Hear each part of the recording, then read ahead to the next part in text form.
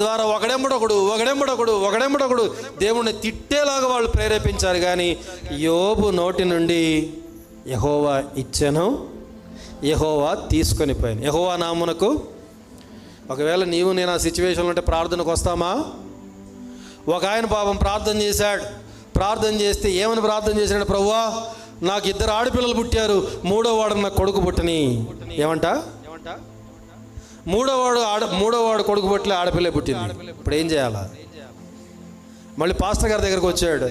Pastor గారి దగ్గరకు వచ్చి, సార్ మేము ప్రార్థన చేసుకున్నాం, ఏం పారలేదు, మీరు చేస్తేనే ఏమన్నా పారుతుందేమో.